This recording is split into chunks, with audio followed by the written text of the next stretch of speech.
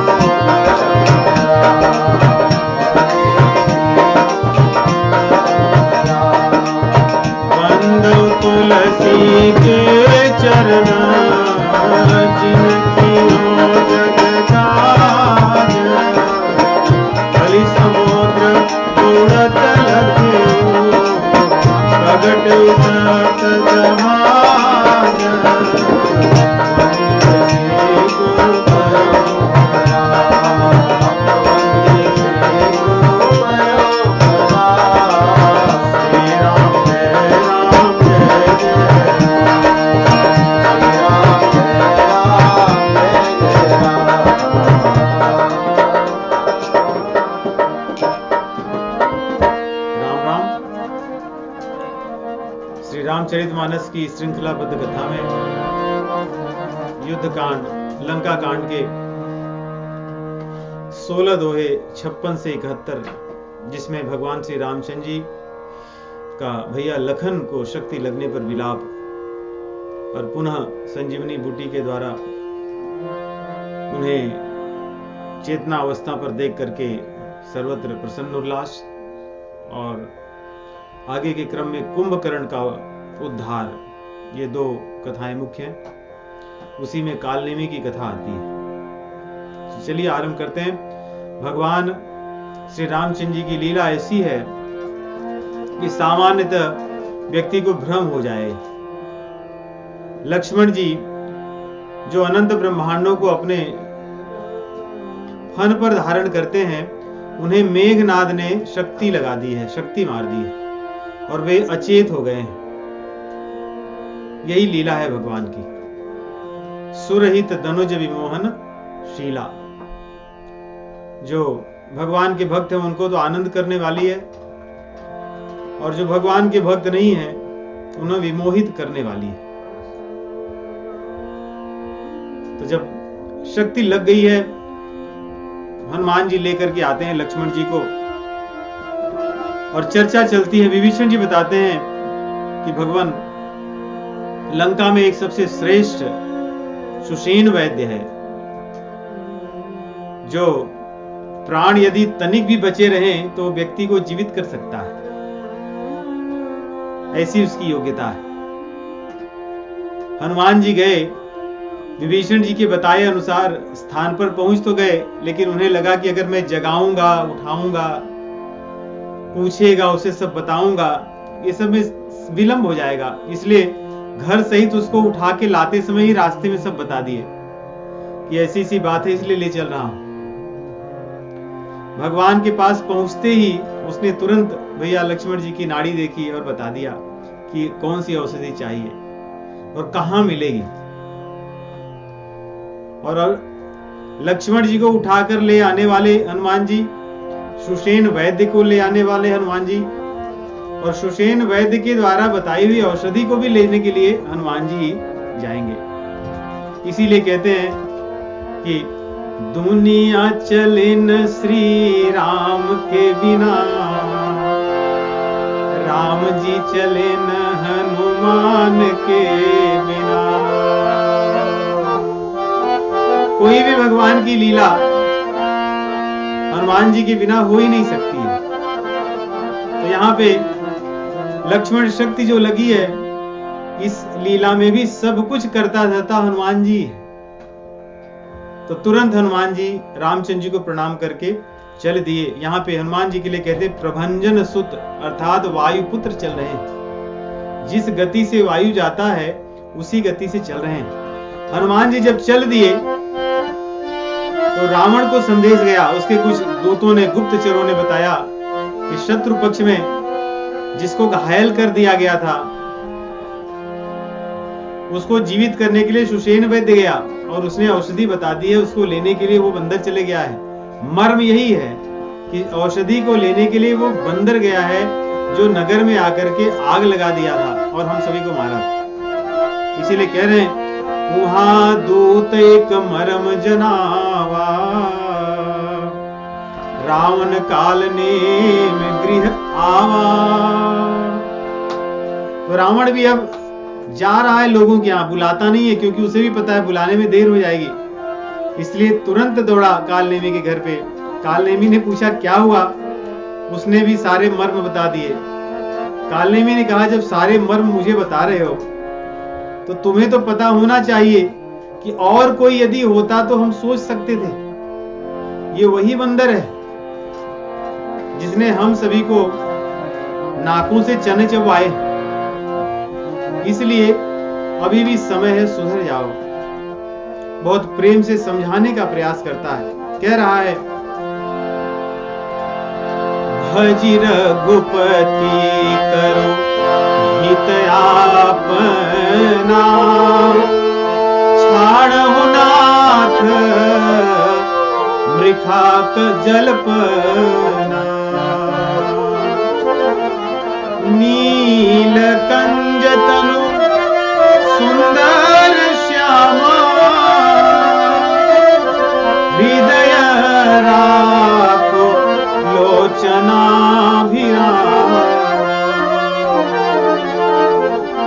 तुम घनश्याम को अपने हृदय में रखो, उन लोचन अभिराम श्री रामचंद्र जी को अपने हृदय में धारण करो।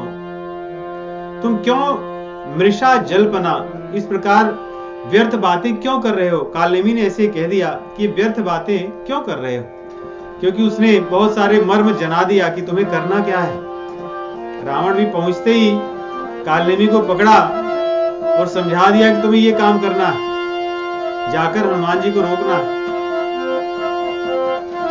काल ने भी कहा इस प्रकार की मूर्ता पूर्वक बातें करना बंद कर दो, रामचंद्र जी का भजन करो, इसी में तुम्हारा हित है, कल्याण है। मैं ते मोर मूढ़ता त्यागू, महामोह निशि सूतत जागू, काल ब्याल कर भक्षक जोई, समर सपने समर की जीतिय सोई।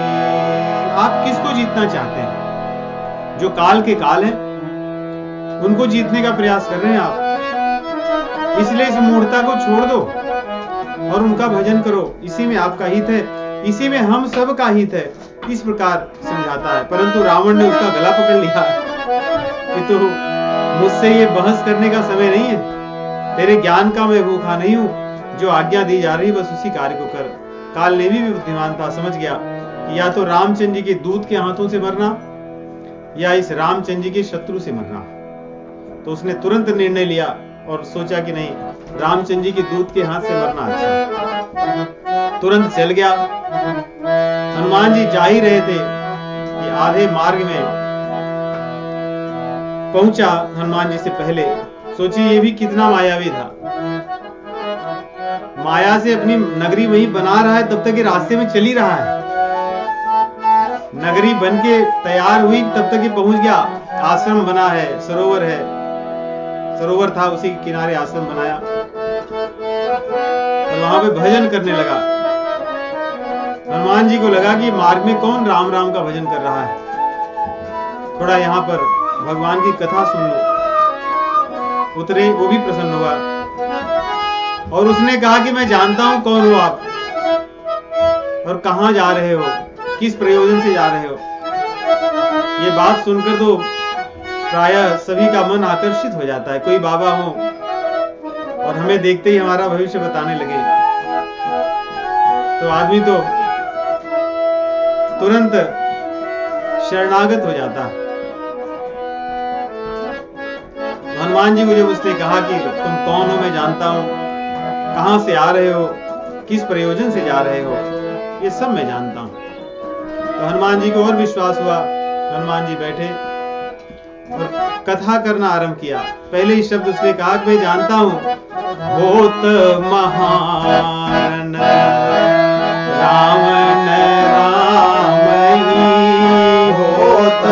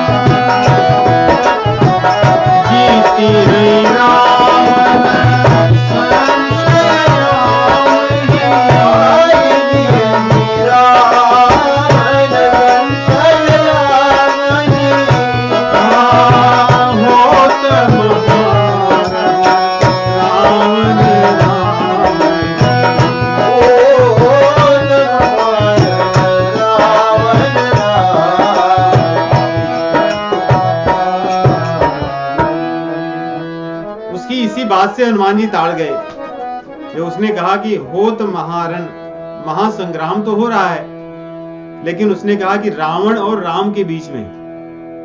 तो हनुमान जी को लगा कि अगर ये साधु होता तो पहले रामचंद्र जी का नाम लेता, लेकिन ये नाम तो पहले रावण का ले रहा है, अर्थात इसके स्वामी रावण है, रामचंद्र जी इसके स्वामी नहीं हो सकते, नहीं तो पहले रावण का नाम ही नहीं ले सकता। इसलिए हनुमान जी तुरंत ताड़ गए, ये कोई मायावी हमें लगता है। जीती हैं राम न संशय याम ही, या ये भी जीती हैं राम न,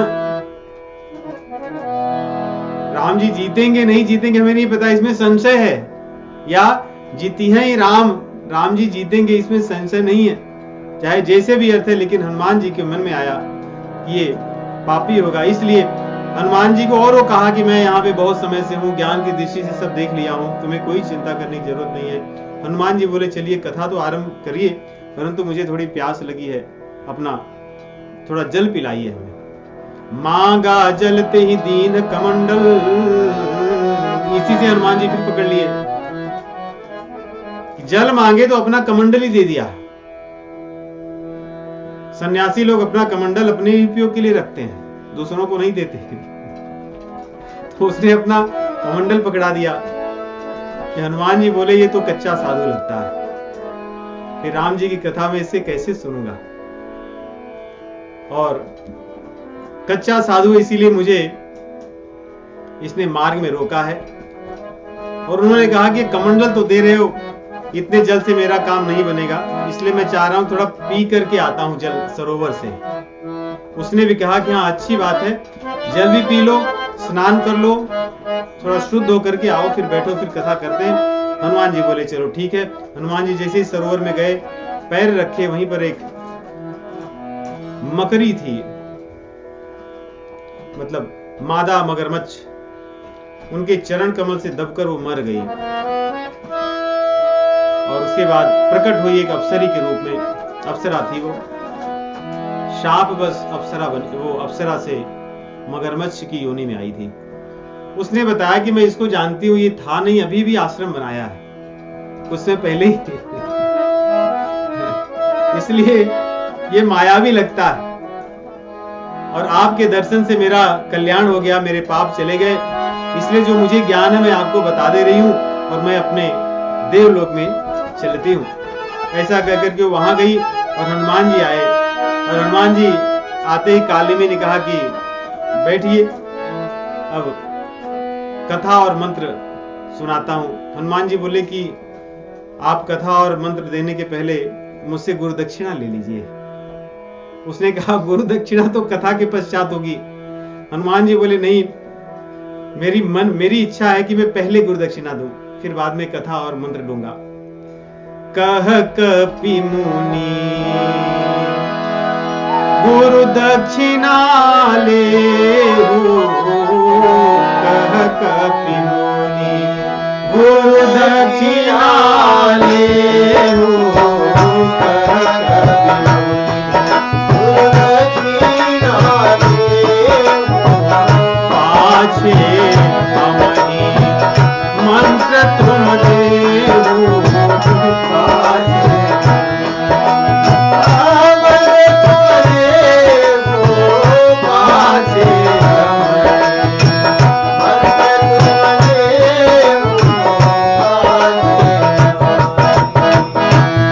पहले आप गुरु दक्षिणा ले लीजिए, मंत्र उसके पश्चात दे दीजिएगा। ऐसा कहते ही हनुमान जी ने अपनी लंगूर वाली पूंछ में लपेटे, और लपेट कर उसको पटक दिए, और वो संसार छोड़कर चले गया। उसका राम नाम सत्य हो गया, और मरते समय उसने भगवान का नाम लिया।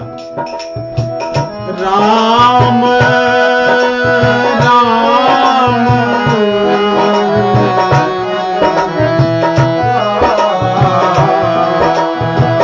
राम राम कही, राम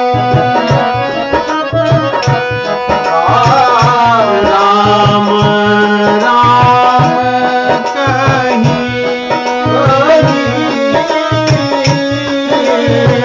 छाड़े से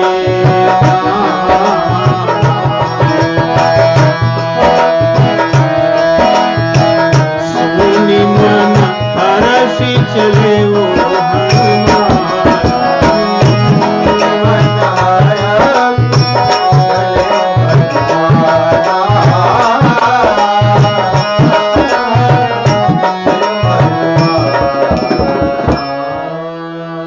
राम राम कह करके उसने अपने प्राणों को छोड़ दिया। हनुमान जी बड़े प्रसन्न हुए कि मार्ग में जाते जाते एक और रामचंद्र जी का काम हो गया, कि था तो अधम योनि का, परंतु राम राम कह करके इसने प्राण को छोड़ दिया, भगवत धाम को इसका गमन हो गया।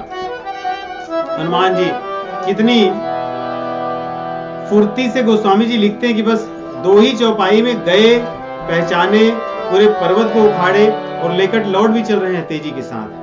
देखा शैलन औषध चीन्हा, मतलब पहुंच गए, औषधि को पहचाने नहीं। सहसा कपि उपार गिर लीन्हा, बहुत शीघ्रता से पूरे पर्वत को ही उखाड़ लिए और ऐसी शीघ्रता से लिख भी रहे हैं। रहा गही गिरी निसी नव धावत भयऊ, अवधपुरी ऊपर कपि गयऊ। पर्वत को लेकर बड़े तीव्र गति से दौड़ते हुए अयोध्या के ऊपर से चले आ रहे हैं।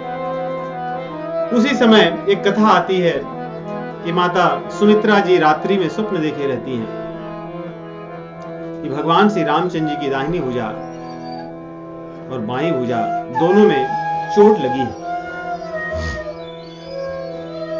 गुरु वशिष्ठ जी के पास जब इसका संदेश जाता है, उससे पहले ही देखे रहती हैं। गुरु वशिष्ठ जी के पास जब संदेश जाता है, जाती हैं, पूछती हैं, तो बताते हैं कि दाहिनी भुजा तो लखन जी और बाईं भुजा जानकी जी है। इन दोनों पर संकट आया हुआ है। संकट के निवारण के लिए गुरु वशिष्ठ जी अनुष्ठान करते हैं और भैया भरत जी को कहते हैं कि अयोध्या पर कोई संकट ना आए, कोई आक्रमण न करे, अन्यथा अनुष्ठान भंग होगा और लखन और जानकी जी को कष्ट अधिक मिलेगा। इसलिए भरत जी रखवाली कर रहे हैं। और जैसे उन्होंने अयोध्या के ऊपर से जाते हुए देखा कि कोई आवाज जा रही है और कोई कुछ लिए चला जा रहा है, उन्होंने शब्द भेदी बाण को चला दिया और जा करके हनुमान जी को लगा। हनुमान जी देखिए जो राम बाण के समान चलते हैं, जिम अमोघ रघुपति करवाना ते ही बांध चले हनुमाना। हनुमान जी और रामचंद्र जी का बाण एक ही जैसे चलते हैं, इनको कोई कुछ कर नहीं सकता। परंतु भरत जी का बाण ऐसा है कि रामचंद्र जी के बाण को भी रोक सकता है, क्योंकि प्रेम का बाण ऐसा है। इसीलिए कहते हैं कि सारा जग तो रामचंद्र जी को जपता है, परंतु रामचंद्र जी भैया भरत जी को जपते हैं।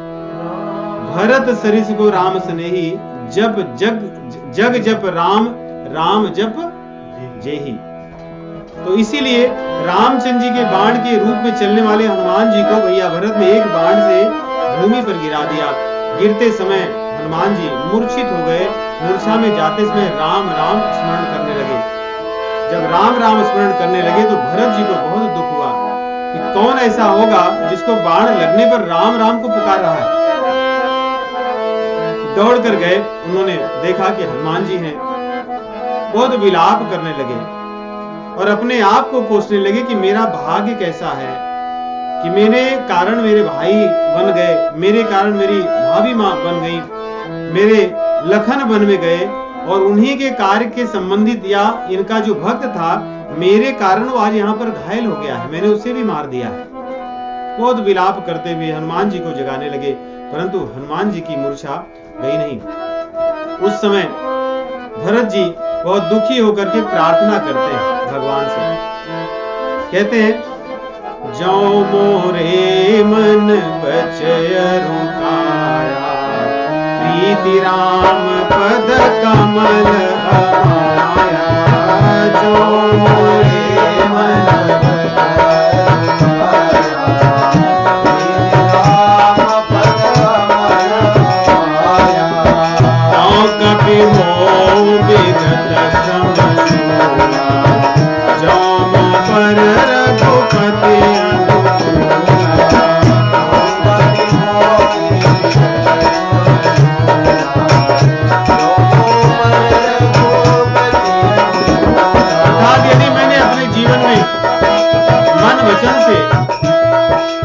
शरीर से रामचंद्र जी की सेवा की है, उन्हें अपना स्वामी माना है, तो आज वो मुझ पर कृपा करें। मैं उनसे कुछ मांग रहा हूं वो ये कि जो कवि है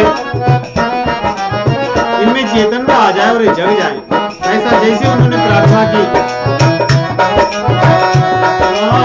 सुनत वचन उठी बैठ कपीसा, सुनत वचन जय जय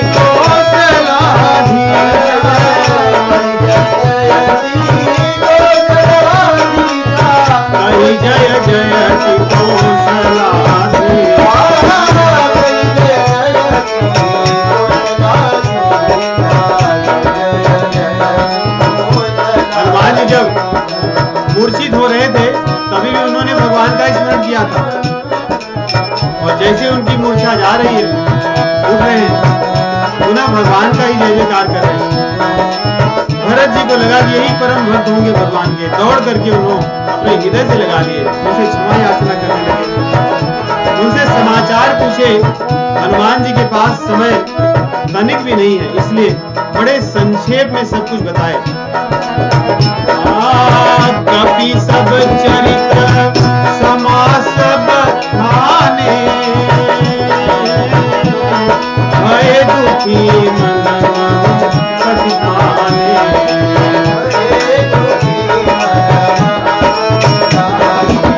भय दुखी मन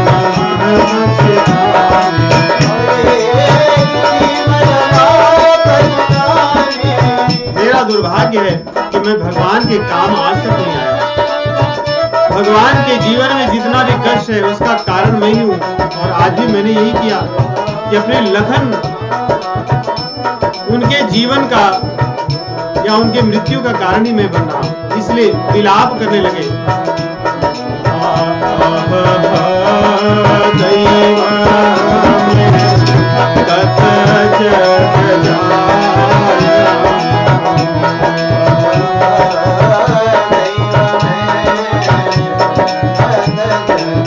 मेरा जन्म क्यों हुआ इस संसार में?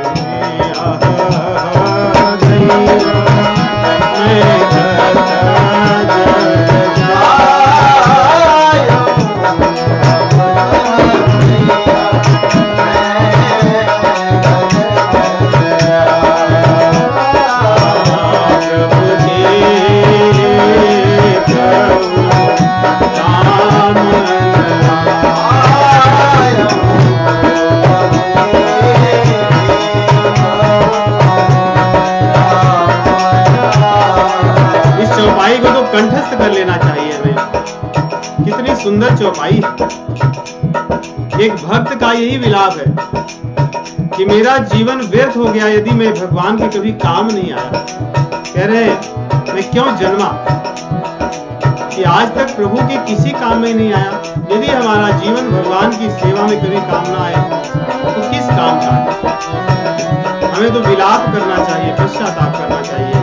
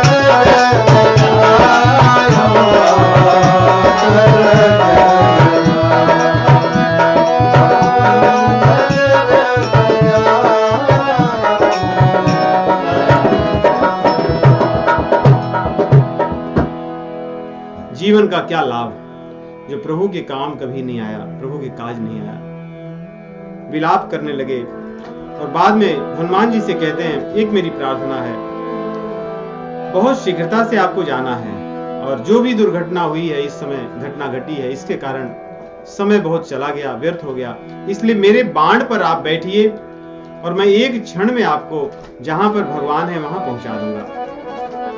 जब भैया भरत ने इस प्रकार कहा तो एक क्षण के लिए हनुमान जी के मन में अभिमान हुआ।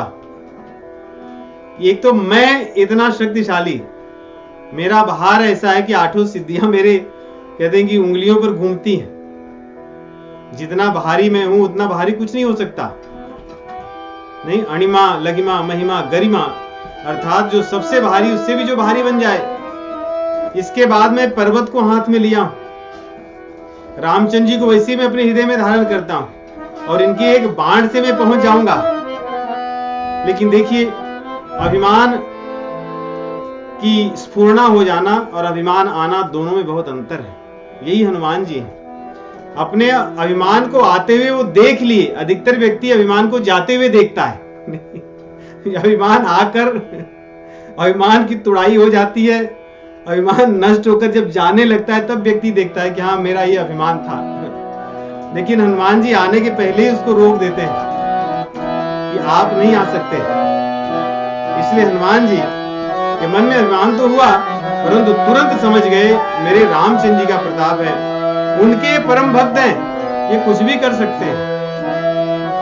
सुनि कपि मन उपजा अभिमाना, मोरे भार चली कीमि बाना। तो अभिमान गया कैसे? रामचंद्र जी के प्रभाव का स्मरण करके। भगवत स्मरण से अभिमान कभी टिक नहीं सकता, भगवत विस्मरण से ही अभिमान आता है। अभिमानी और निराभिमानी के बीच में अंतर भगवान के स्मरण और विस्मरण का ही है। इसलिए भगवान नाम का, भगवत स्वरूप का, उनकी लीलाओं का स्मरण करने से अभिमान हमारे आसपास नहीं आ सकता।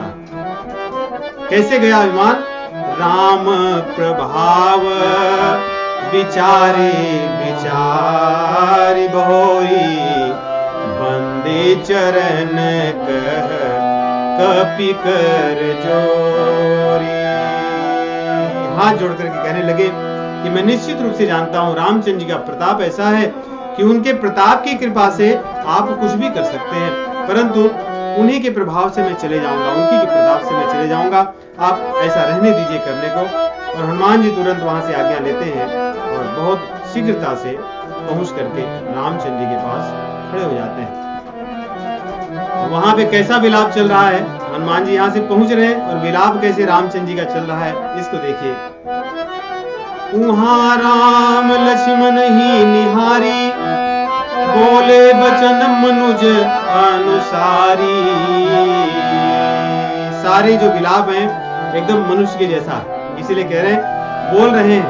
रामचंद्र जी कर नहीं रहे। देखिए दुख में आदमी बोलता नहीं है, करता है। बोलता तो तभी जब कोई स्क्रिप्ट पढ़ता है, देख देख करके तो बोल रहा है। इसलिए कह रहे हैं मनुष्य के अनुसार वो बोल रहे हैं। बोले राम मनुज अनुसारी, क्या बोल रहे हैं कि अर्धरात गई कपि नहीं आयूं, राम उठाई अनुज और लायूं। बार बार लक्ष्मण जी को उठा उठा कर अपने हृदय से लगाते हैं, या जैसे कोई मृत देह हो उनके परिजन कैसे उन्हें पकड़ पकड़ कर भेंटते हैं, वैसी स्थिति भगवान श्री रामचंद्र जी की है। ऐसी लीला कर रहे हैं। सकहु न दुखित देखी मुहि ताऊ, बंधु सदा तब मृदुल सुभाऊ। मम हित लागी तजेउ पितु माता, सहेहु विपिन हिम आतप बाता। ये मेरे भैया लखन, मुझे आज तक तुम दुखी कभी नहीं देख सके, तो फिर अभी क्यों देख रहे हो? मैं इतना विलाप कर रहा हूं, रो रहा हूं, तुम तो आज तक ऐसा कभी देख नहीं सके हो, फिर अभी क्यों नहीं उठ रहे हो? कहां चले गए हो? तुम्हारा प्रेम कहां गया? जिस प्रेम के कारण तुमने मुझे कभी धूप तक नहीं लगने दी, मुझे कभी कांटा चुभ गया हो तो तुम दौड़ करके उसको अपने दांतों से मुंह से निकाले हो। मेरे मुख से कभी आह नहीं निकल पाई है तुम्हारे रहते, तो तुम तो अभी भी हो। कहां चले गए हो जो मैं इतना विलाप कर रहा हूं? क्यों नहीं उठ रहे हो? उठ जाओ, देखो मेरे वचनों को सुनो, मैं कितना दुखी हूं। मेरे विलाप को सुनो, मेरे शोक को देखो और उठ जाओ। इस प्रकार कह रहे हैं। और आगे जब लक्ष्मण भैया नहीं उठते हैं तब भगवान विलाप में देखिए क्या कह रहे हैं कि जो जनते बन बंधु बिछो, जो जनते हो बन बंधु बिछो, जो जनते हो बन बंधु बिछो,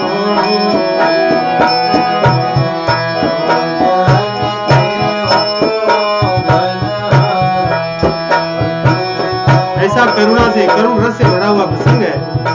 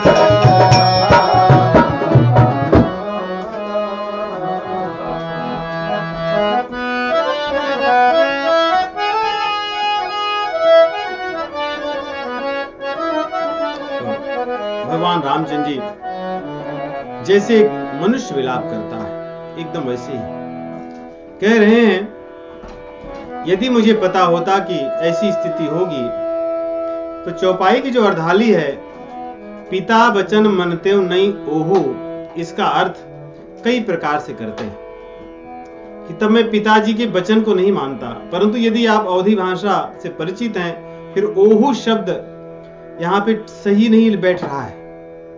यह हो सकता है कि वो पिता के वो वचन को नहीं मानता, ऐसी बात कहने को कह सकते हैं। अनुवाद अधिकतर वैसे ही करते हैं, किया हुआ है। परंतु बड़ा सुंदर अर्थ ऐसा होगा, पिता वचन मनते हूं, पिताजी का वचन तो मानता नहीं, ओहू जानकी जी की बात को नहीं मानता, उनको साथ में नहीं ले आता, क्योंकि उनके साथ के आने के कारण ही ये बात हुई है। यदि मुझे पता चलता कि तुम्हारे साथ विछोह होगा तो मैं पिताजी की वचन, केवल पिताजी के वचन को मानता, क्योंकि पिताजी ने तो केवल मुझे ही कहा था और तुम आ रहे थे, तुम्हें ले आता, परंतु उसकी बात को नहीं मानता, जानकी जी की बात को मैं नहीं मानता। और आगे कह रहे हैं, पत्नी और धन संपत्ति, पुत्र इत्यादि संतान तो बार बार होते और जाते हैं संसार में, परंतु सहोदर भ्राता भाई बार बार नहीं मिलता। इसका अर्थ देखिए, ऐसा कई हमने लोगों से और संतों के मुख से सुना है कि जो सगे भाई जन्मते हैं, इनका बहुत गहरा संबंध होता है और बार बार भाई के रूप में नहीं जन्मते हैं।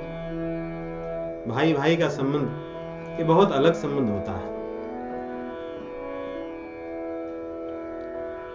हमारे पिताजी थे, उनके बड़े भाई उनके बारे में सुनकर रोते थे, क्योंकि मेरे पिताजी ने अपने बड़े भाई का ऐसा सम्मान किया, इस युग में भी ऐसा कोई नहीं किया होगा, हमने नहीं देखा। उनकी किसी बात का उन्होंने कभी प्रति उत्तर नहीं दिया, ऐसे तो जब सब लोग कहते कहीं कि आपको ऐसे नहीं ऐसे करना चाहिए, तो हमेशा वो कहते कि नहीं, यही बात कहते कि सब मिल सकते हैं लेकिन भाई फिर से अब नहीं मिलेगा इस जन्म के बाद। तो उसके साथ जो मेरा संबंध है, बड़ा भाई पिता सदृश होता है।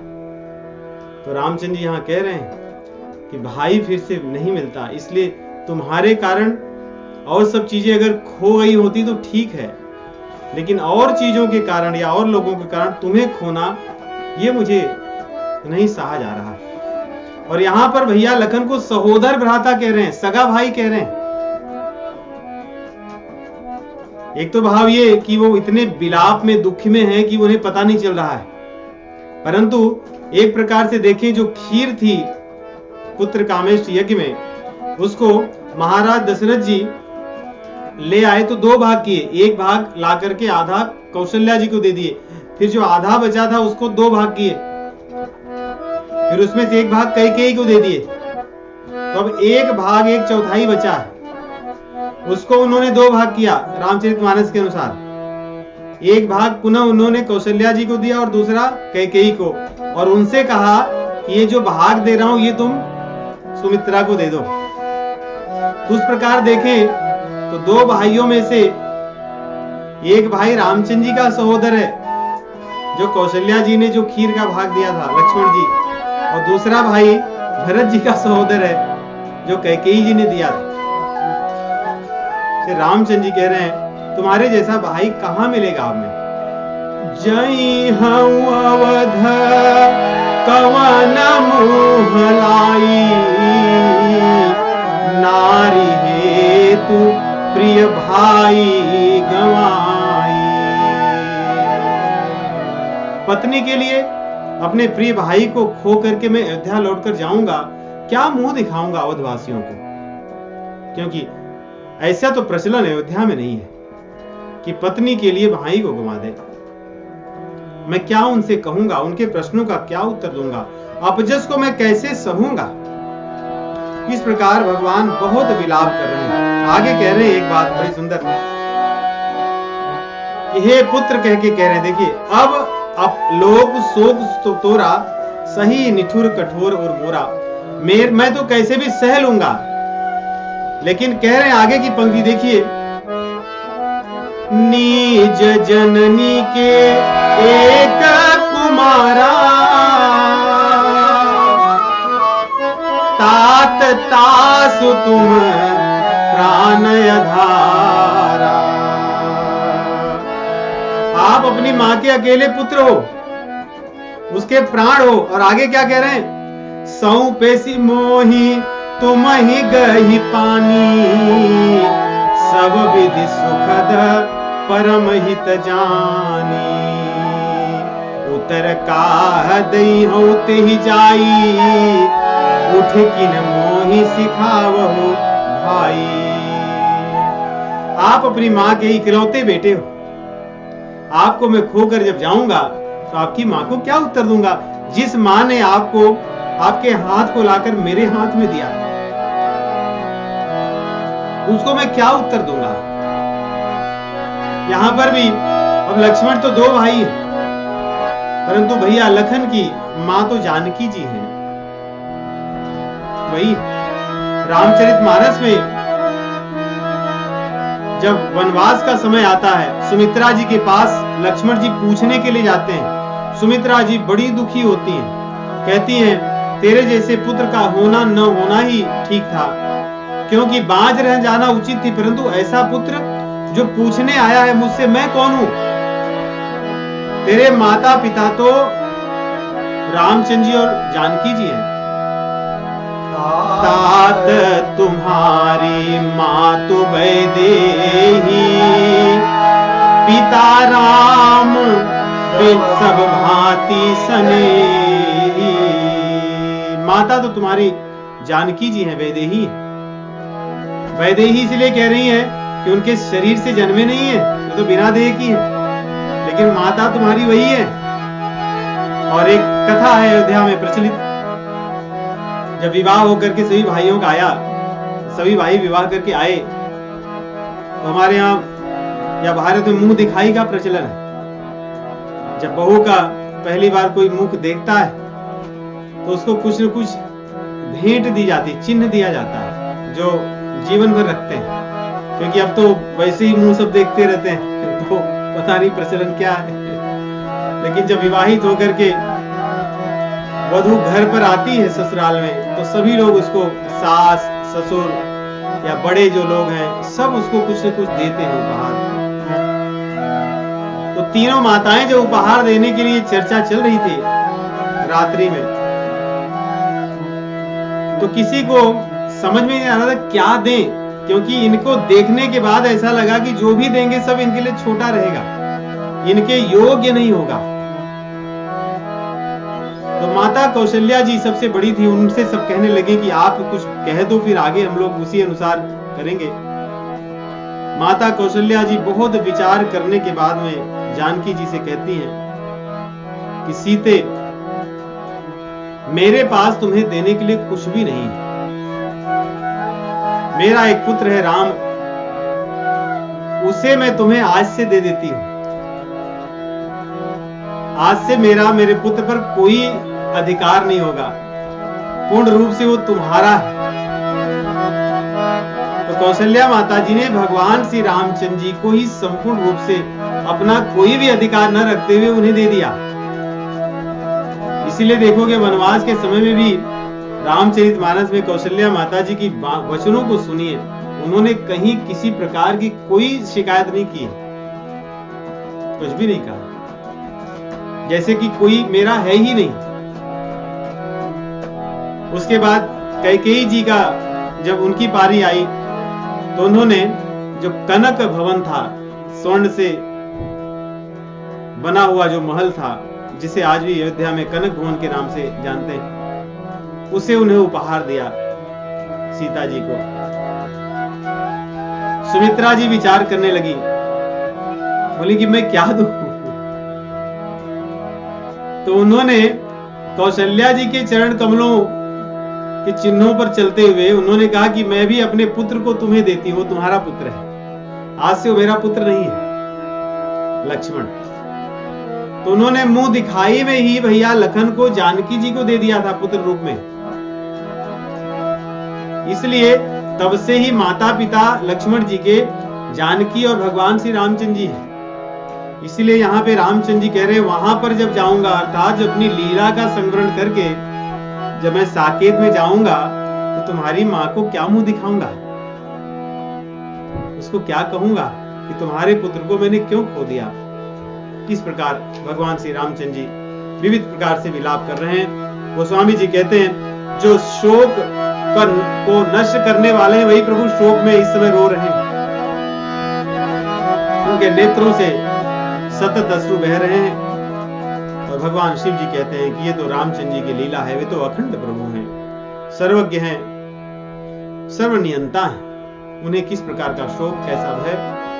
इस प्रकार बंदर भालू भी जब भगवान को विलाप करते देखिए, वे सब रोने लगे, सब जगह करुण रस चल रहा है, सब रो रहे हैं अपनी छाती को पीट पीट करके कि हाय लक्ष्मण कहाँ चले गए, आ जाओ, हमारे प्रभु भी रो रहे हैं, हम भी बड़े दुखी हैं। इतना कर ही रहे थे, वो स्वामी जी कह रहे हैं, इस करुण रस में वीर रस आ गया, अर्थात सब जगह रुदन करुण भाव चल रहा था, उसी में वीर हनुमान जी प्रकट हो गए सब कुछ लेकर के। सुषेण वैद्य थे, उन्होंने तुरंत उपाय किए। कहते हैं उसपे दो प्रकार की जड़ी बूटियां थी, एक तो सुबल्य करणी कहते हैं जिससे बलवर्धन होता है, और एक मृत संधानी अर्थात मृत प्राय व्यक्ति हो उसको मृत्यु के मुख में से निकाल लेने वाली, जिसको संजीवनी कहते हैं, मृत संधानी। तुरंत उन्होंने उसको अपना जड़ी बूटी को औषधि के रूप में भैया लखन को दिए। लखन जी तुरंत उठ करके बैठ गए, सब जगह हर्ष उल्लास हो गया। सुषेण वैद्य को ससम्मान और यथावत जहां से ले आए थे वहां पर हनुमान जी पहुंचा दिए। अब रावण को पता चला कि सुषेण वैद्य लौट आया है, लक्ष्मण जी जीवित हो गए। अब उसने बहुत विचार करके किसी मंत्री को नहीं बुलाया।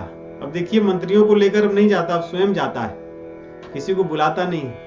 काल नेमी के पास स्वयं गया। अब रावण अपने भाई कुंभकर्ण के पास स्वयं गया, कुंभकर्ण को बताया। पहले तो उसको जगाने की व्यवस्था करते हैं, वाल्मीकि कहते हैं उसमें लिखते हैं कि किस प्रकार उसको जगाने की योजना बनती है। हजारों हजारों लोग भाले से, विविध प्रकार के नगाड़े इत्यादि बजा करके उसको प्रयास करते हैं, खूब उसको भाले से कोचा जाता है, तब वो जाकर थोड़ा करवट बदलता है और बहुत सारे जल इत्यादि सब उसको गिराए जाते हैं, तो थोड़ा अपनी आंखों को खोलता है, उठ करके बैठता है। तो यहां पे जब उठा तो उसने देखा कि भाई तू यहां क्यों आया है, कारण क्या है तेरा आने का, और मुझे इस बीच निद्रा में जगाने का क्या कारण है। मैं तो अपने समय के अनुसार 6 महीना सोता हूं, फिर उठता हूं 1 दिन के लिए। ऐसा नहीं कि 6 महीना सोता और 6 महीना जागता, ऐसा कुंभकर्ण नहीं था। 6 महीना सोकर उठने के बाद में 1 दिन जागता था, उसके बाद फिर 6 महीने सोता था। कुंभकर्ण का ऐसा था, क्योंकि अगर वो 6 महीने जागता तो सृष्टि में कुछ बचता नहीं, सब वो खा जाता। इसलिए 6 महीने के बाद उसने कहा कि मेरे समय से पहले जगाने का कारण क्या है। रावण ने सारी कथा अपनी बता दी। उसका सुनते ही तो उसको उसके पैर तले जमीन खिसक गई कि ये तूने क्या कर दिया, मुझे आज तक तूने क्यों नहीं बताया, ये अब बता रहा है। रावण सबका नाम लेकर बताने लगा कि वो पुत्र मर गया, उस पुत्र का पुत्र मर गया, वो नाती मर गया, दुर्मुख, सुररिपु, मनुजहारी, जो इनके नाम है मनुजहारी, अर्थात जैसे होते हैं फलाहारी, पयाहारी, है ना, पयाहारी बाबा संत होते थे जो दूध ही पीते थे, जलहारी होते हैं, तो यहाँ पे मनुजहारी थे कि वो तो आई ईट ओनली ह्यूमन। तो वो उसके लिए प्रसिद्ध कहे कि वो सब चले गए, अब नहीं है। भट्ट, अतिकाय इत्यादि, तो कुंभकर्ण औरों का नाम लेके पूछा, वो नहीं, वो भी अब चले गए। तब कुंभकर्ण अपना माथा पीटा कि सब चले गए, तू अभी जगा रहा है। लेकिन उठने के बाद में कुंभकर्ण समझाने लगा रावण को कि जो हुआ सो हुआ, लेकिन मेरी बात सुन, अब भी समय है। रावण ने कहा क्या, तो देखो समझाने लगा कि अजहु तात त्यागी अभिमाना, भजहु राम हुई कल्याणा। अब भी समय है, छोड़ दो सब, रामचंद्र जी का भजन करो, सब कुछ हो जाएगा। तो रावण लड़ने लगा कि पागल हो गए हो, ये मनुष्यों से डरने की क्या बात है। तो कुंभकर्ण बोला कि मूर्ख, जिसके हनुमान जैसे सेवक हो वो मनुष्य नहीं हो सकता। कि एक बंदर तूने कथा सुनाई, रावण ने सारी कथा सुनाई कि एक बंदर भी आया था, उसने आग लगा दी, इनको मार दिया था। तो कह रहे मूर्ख, जिसका हनुमान जी जैसे सेवक होगा वो व्यक्ति मनुष्य हो सकता है क्या, प्रश्न पूछ रहा है उससे। है 10 शीस मनुज रघुनायक, जाके हनुमान से पायक। जिनकी सेवा करने वाले हनुमान जी जैसे हो, क्या उनका ऐसा हो सकता है, क्या वो मनुष्य हो सकते हैं। इस प्रकार समझाने लगा। आगे कुंभकर्ण अपनी बात बताता है कि मुझे अब नारद जी की बताई हुई एक बात याद आ रही है। तो रावण कहता है कौन सी बात, अभी तक क्यों नहीं बताई। तो यहां पे 2 बातें बताता है। कहता है नारद जी ने मुझे 2 बातें बताई थी। एक ये कि यदि मुझे कोई 6 महीने पहले उठा दिया तो जो व्यक्ति उठाया होगा वो और मैं भी सब मारे जाएंगे। तो ये सुन के तो रावण को बड़ा आश्चर्य हुआ कि ये बात तुमने अब तक क्यों नहीं बताई थी, नहीं तो मैं उठाता ही नहीं। तो कहा कि मैं तो इतने दिनों में 1 दिन उठता हूं, 1 दिन उठता भी तो खाने पीने में ही मस्त रहता हूं, अपना समय कहां है बात करने का। और दूसरी ये कि नारद जी ने एक बात और कही थी कि रावण तो तुम्हारा भाई है, बहुत अत्याचारी है, और इसके अत्याचार से पीड़ित होकर देवताओं ने भगवान को प्रसन्न कर लिया है और उनको अवतार लेने के लिए कहा है, और भगवान अयोध्या में अवतार ले चुके हैं। ये बात भी मुझे नारद जी ने बताई थी। अब रावण भी अपना माथा पीटे और कुंभकर्ण भी, ये बात तुमने क्यों नहीं बताई। उसने कहा कि तूने पहले क्यों नहीं बताई। इसी में चलती रही।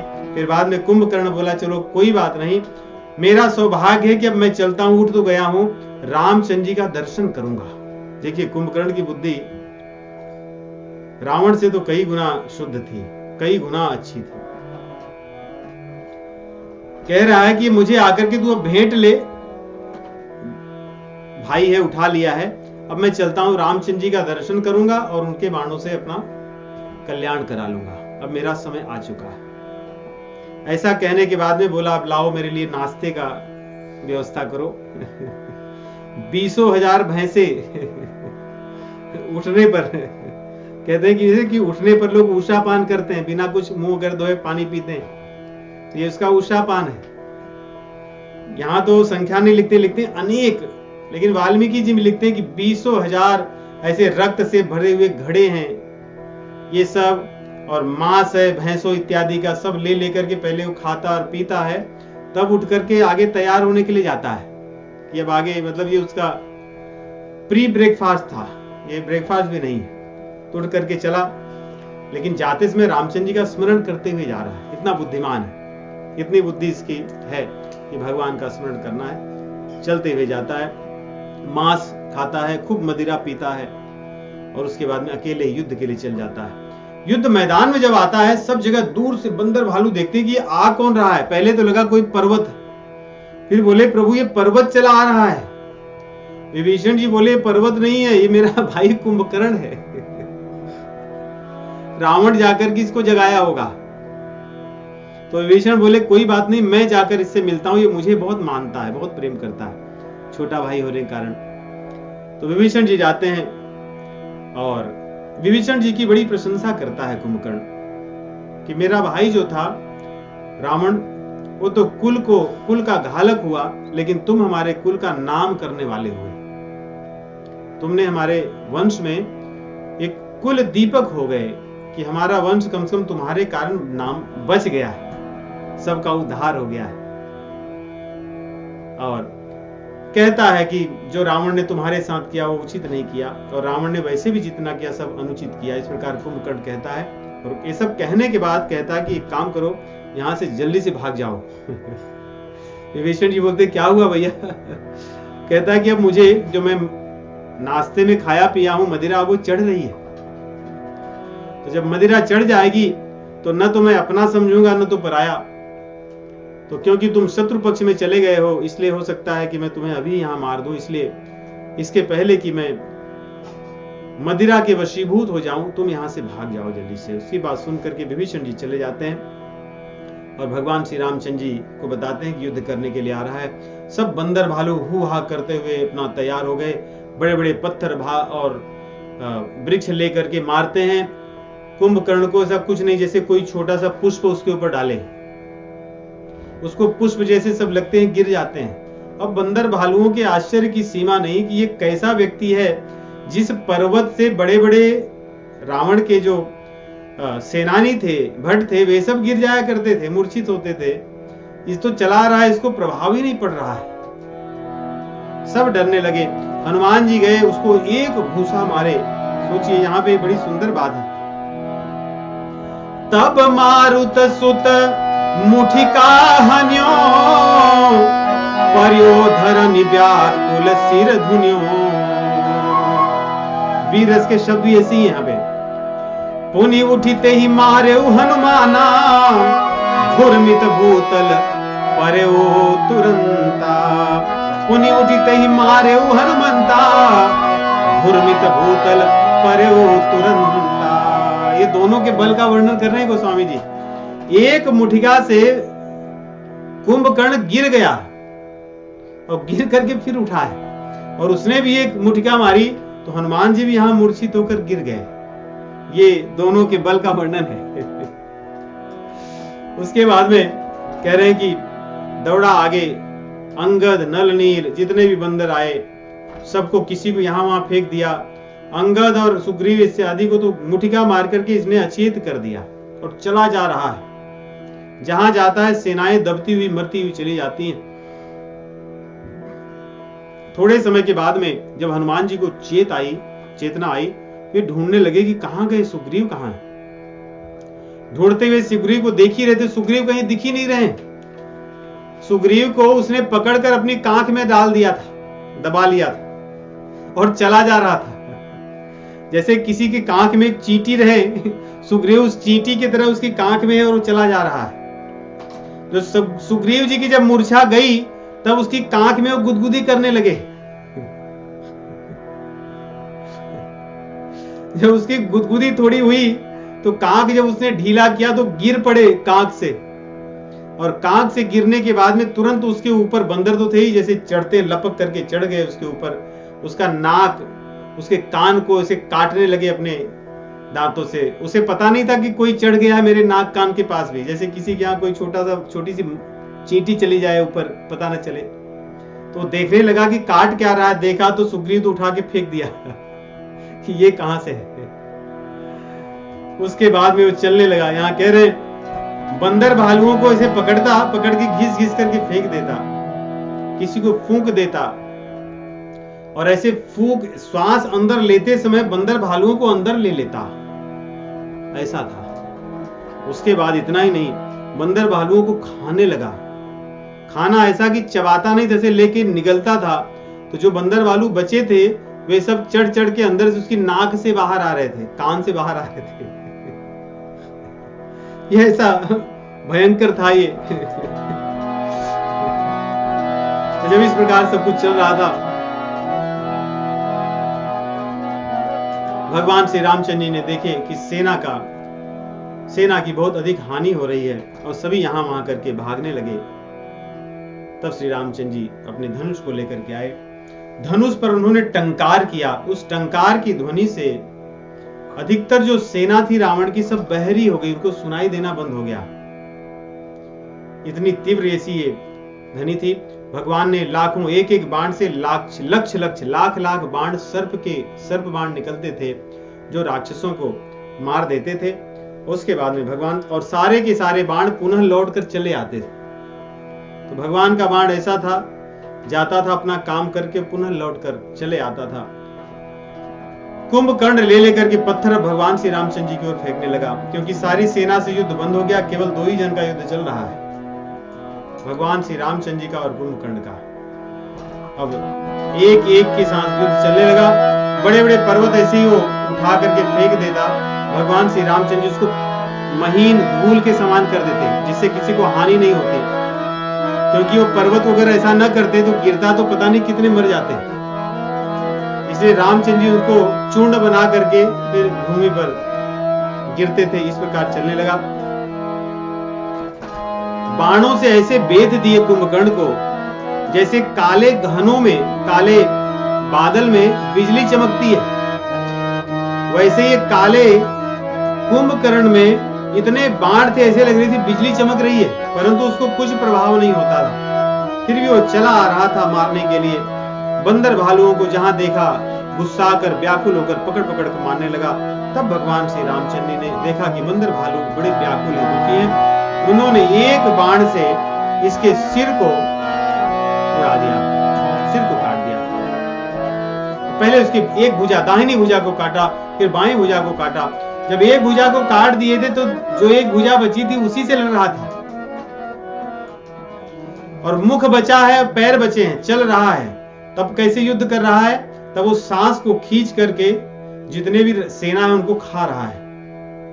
इस प्रकार युद्ध कर रहा है। भगवान ने उसके गले को भी काट दिया, गला कहीं और, धड़ पर वो चल रहा है और 2 पैर है।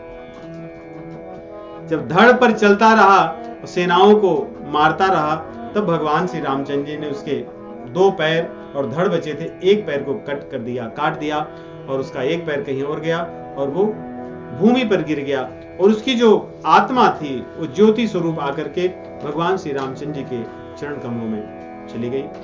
उसे सायुज्य मुक्ति भगवान ने दिया। इस प्रकार यहाँ पे गोस्वामी तुलसीदास जी कहते हैं कि निशिचरय धम मला कर ताहि दीन निज धाम, निशिचर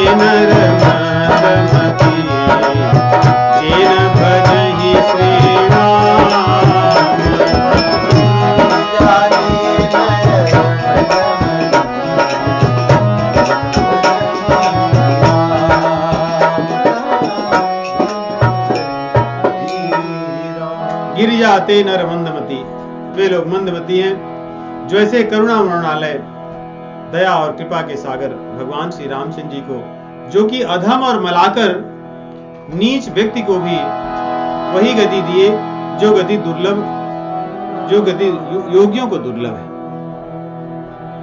तो आज कुंभकर्ण का उद्धार हो गया, भगवान श्री रामचंद्र जी ने उसे सायुज्य मुक्ति प्रदान की, भगवत धाम का अधिकारी हो गया। तो इस प्रकार युद्ध चल रहा है। आगे का युद्ध और भी भयंकर होगा, और उसमें बड़ी सुंदर एक वार्ता है भगवान श्री रामचंद्र जी की और विभीषण जी की। अगले सप्ताह उसको श्रवण करेंगे। राम राम। श्री राम जय राम।